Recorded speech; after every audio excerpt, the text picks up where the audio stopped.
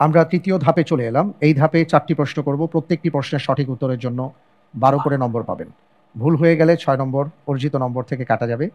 দুটো লাইফলাইন আপনার জন্য আছে, ইন্টেলিজেন্ট প্যানেলের সহায়তা এবং লাইফলাইন তাকদীর।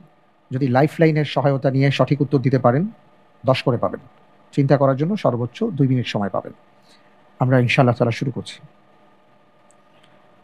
আপনার জন্য এবারের প্রশ্ন, আল্লাহু আকবার।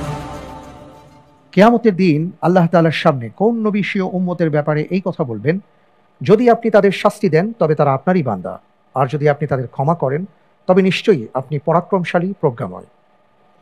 এ ইব্রাহিম আলাইহিস সালাম, বি মুসা আলাইহিস সালাম, সি ঈসা আলাইহিস সালাম, ডি মুহাম্মদ সাল্লাল্লাহু আলাইহি ওয়াসাল্লাম।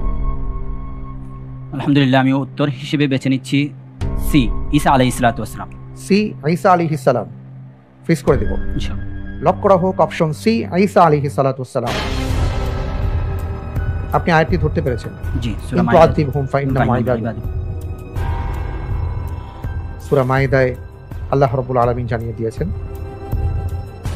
যে তিনি বলেছেন ইন তুআযিবহুম ফাইন্নাহুম ইবাদুক, যদি আপনি তাদেরকে শাস্তি প্রদান করেন তাহলে তারা আপনার বান্দা, ওয়া ইন তাগফির লাহুম, সুবহানাল্লাহ, আর যদি তাদেরকে ক্ষমা করে দেন ফাইন্নাকা আনতাল আজিজুল হাকীম, তবে নিশ্চয়ই আপনি পরাক্রমশালী প্রজ্ঞাময়। আপনি বলছেন এটা ঈসা আলাইহিস সালাতু ওয়াস সালাম বলেছেন বা বলবেন কিয়ামতের ময়দানে।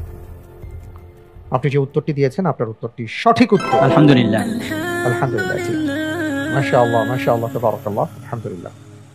এই একটি আয়াত, যে আয়াতটি রাসূল সাল্লাল্লাহু আলাইহি ওয়াসাল্লাম সিজদায় লম্বা সময় পড়েছেন আর কেঁদেছেন। সুবহানাল্লাহ। আমরা পরের প্রশ্নে যাব ইনশাআল্লাহ। আপনার জন্য পরের প্রশ্ন, আল্লাহু আকবার। রাসূল সাল্লাল্লাহু আলাইহি ওয়াসাল্লাম কোন শহর বিজয়ী সৈন্যবাহিনীর প্রশংসা করেছেন? এ আন্দালুসিয়া বিজয়ী সৈন্যবাহিনী, বি মিশর বিজয়ী সৈন্যবাহিনী, সি কুস্তুনতুনিয়া বিজয়ী সৈন্যবাহিনী, ডি বাগদাদ বিজয়ী সৈন্যবাহিনী।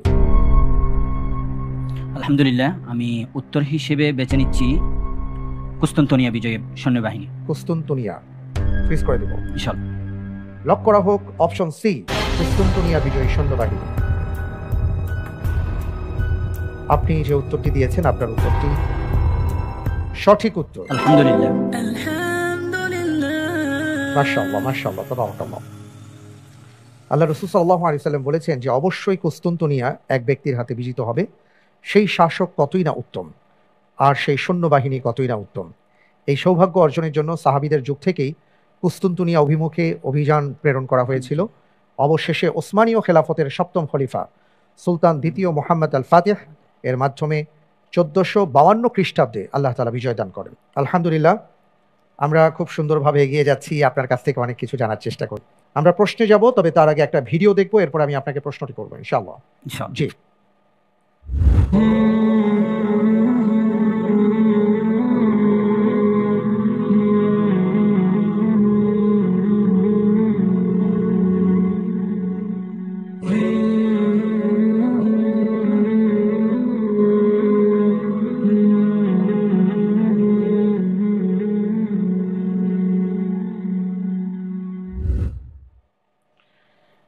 আমরা ছোট্ট একটা ভিডিও দেখলাম। এই ভিডিওতে আল্লাহ সুবহানাহু ওয়া তাআলার সৃষ্টির যে বৈচিত্র্য এবং রঙের বৈচিত্র্য, সৌন্দর্য আমরা কিছুটা হলেও বুঝলাম এবং দেখলাম। এবার প্রশ্নে যাব ইনশাআল্লাহ। আপনার জন্য এবারের প্রশ্ন, আল্লাহু আকবার। আল্লাহ রাব্বুল আলামিনের সৃষ্টি বৈচিত্র্য ও রঙের বৈচিত্র্যের ব্যাপারে পবিত্র কোরআনুল কারীমের কোন সূরায় এসেছে? এ সূরা রুম, বি সূরা হুজরাত, সি সূরা নাহল, ডি সূরা নামল।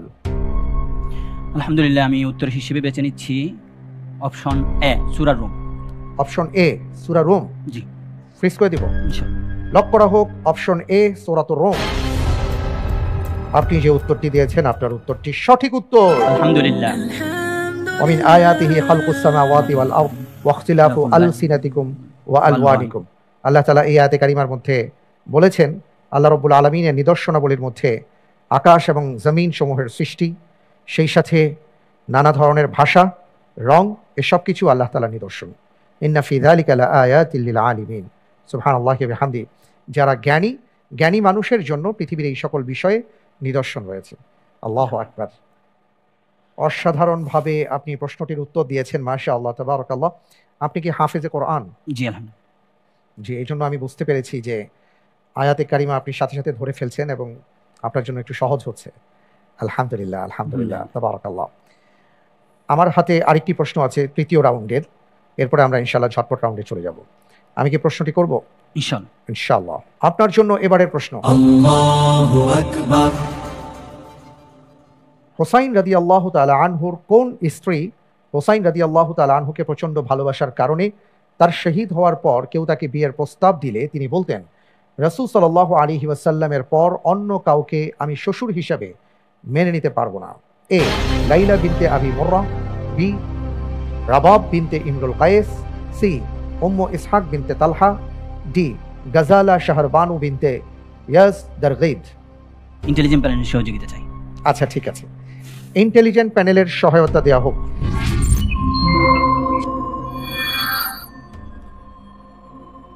মাশাআল্লাহ, আমাদের প্রতিযোগী বন্ধু সাজ্জাদ ভাই খুব সুন্দরভাবে এগিয়ে যাচ্ছেন, তার জন্য রইল শুভকামনা।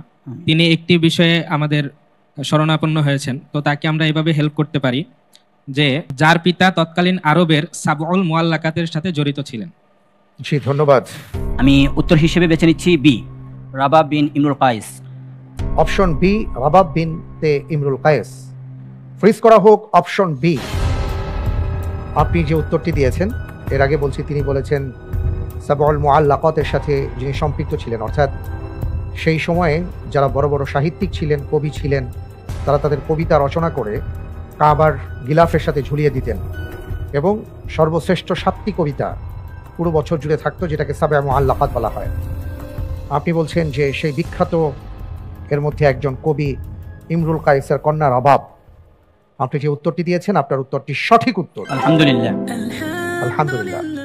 তিনি মূলত হোসাইন রাদিয়াল্লাহু তাআলা আনহুর তৃতীয় স্ত্রী ছিলেন এবং সুকাইনা আর আব্দুল্লাহ আলী আসগরের মাও ছিলেন। তিনজনকে অত্যন্ত ভালোবাসতেন, অত্যন্ত একজন পুণ্যবতী নারী ছিলেন। আলী রাদিয়াল্লাহু তাআলা আনহু তার এবং রাবাবের বিয়ের ব্যবস্থা করেছিলেন। রাবাবও হোসাইন রাদিয়াল্লাহু তাআলা আনহুকে অত্যন্ত ভালোবাসতেন এবং এই কারণে মৃত্যুর পর তিনি আর বিয়ে করেননি। আলহামদুলিল্লাহ। এরই সাথে আমরা 3টি ধাপ সমাপ্ত করলাম। আপনার হাসিটা অনেক চমৎকার, মাশাআল্লাহ, এবং তৃতীয় ধাপ শেষ হওয়ার পরে সেই হাসি আমরা আপন অবস্থায় খুঁজে পেলাম আপনার কাছ থেকে। আলহামদুলিল্লাহ। আলহামদুলিল্লাহ।